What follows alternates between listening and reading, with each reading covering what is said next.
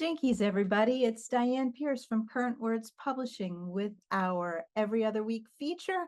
You wrote it, now sell it. Last time we were talking about Substack. Going to talk about Substack a little bit more today. If you missed that one, just hit our blog up on currentwords.com. You'll be able to find it. It's from 2 weeks ago, I believe, at this point. So, talking a little bit more about how you can use Substack to sell your book. This is something that you might want to do before your book is out, but if your book is already out, you can do it anyway. And if your book is already out, are you working on your second book? Because you can use this on your second book, even if your second book is not done yet, that's okay. You can use this on your second book. And if people get really interested and invested in your second book, they're going to want to go back and read your first book. Do you need a second book? Yes, you do. A single book does not a writing career make. You need more than one. Do you have to write a series? Do they have to be connected? No, not at all.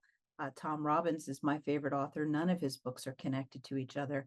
So no, you don't have to have an ongoing series of books or the same character throughout the book to keep your book going.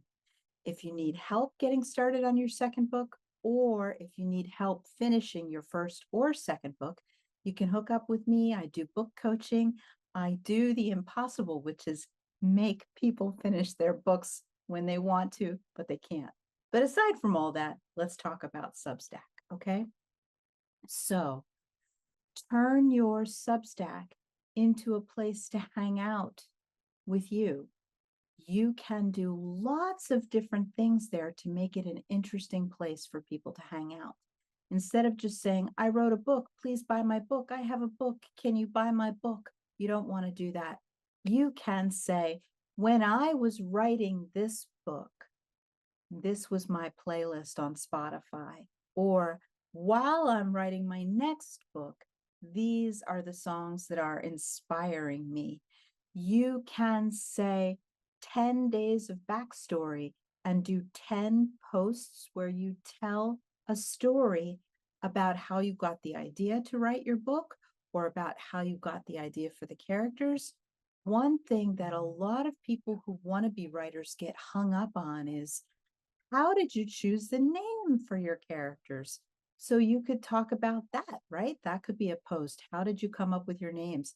And one thing I notice as an editor, a lot of times when I edit somebody's book, I'll see that they have a character named Ariana and an Aaron and an Andy and on and on and on. They have all A names for their characters or all E names for their characters, and they don't even know it.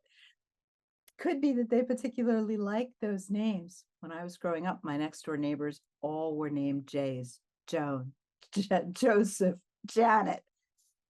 People just like that, right? But it's not the best thing in a book unless it's there for some quirky reason. But it's a great thing to talk about on your Substack behind the scenes. How did I come up with the names for my characters, especially if they're unusual names? And if they're ordinary names, Pat, Bill, Anna, why? Why ordinary? Why not exotic or interesting in some way? So you could talk about stuff like that. You could talk about if you had a particular order at your favorite coffee shop that you got while you were sitting there typing away on your typewriter, on your typewriter, on your laptop. You could, I just outed myself as a person who is older. You could ask them to interact with you, right? Give you drink suggestions. You could talk about the character you're planning in your next book and ask your Substack people, what do you think her favorite drink should be? What do you think the murderer would have to drink? It's a great thing. It'll get people interested. They'll feel like they're part of your process. And the great part about that is they could become part of your process. Those great ideas that people are going to percolate and give to you, it's like 1,000 chat GPTs, but human ones. And they might help you. You might get some good insight from that. you'd certainly get some insight into what people are interested in seeing. So it's a really good thing to talk things over with your Substack audience. You might not have a Substack audience when you start, but that is okay because every Substack post you make gives you a link that you can add to your social media. But if somebody looks at your post on Facebook, you could actually never know unless they click like or give you a comment.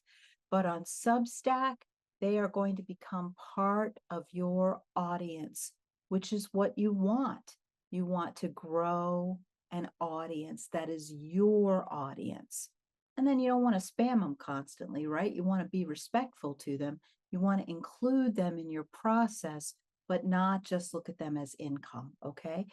But that is going to be your most valuable asset, more valuable than your books until your career really takes off, is having those people who are interested in you and want to see your next post. And you can reach out to them and talk to them about where you are in your career, about when your next book is coming out, about where they can find your book. So this is a great thing. So on Substack, you're going to do a behind the scenes feature on writing your book, either your last one or the one that you haven't published yet. Talk about things like how you named the characters, what you listened to while you were working on your book, your favorite drink to drink when you're writing, whatever it might be, but you are going to cultivate connection. Connection is what you need because connection will cause people to buy your book. It takes a little more effort to have connection, but just like the Avon lady in my neighborhood when I was a kid had a relationship with my mom. She came in, she sat down, she talked to her, she knew my mom's skin concerns, stuff like that. She built a relationship with my mom and she always made a sale. My mom is straight up addicted to Skin So Soft. That's all I got to say. So that's all I got for today. Okay. Keep working on your Substack. Don't give it up at all. I'll be back in 2 weeks with another one of these. In the meantime, remember, you wrote it. Now sell it. Thanks for coming.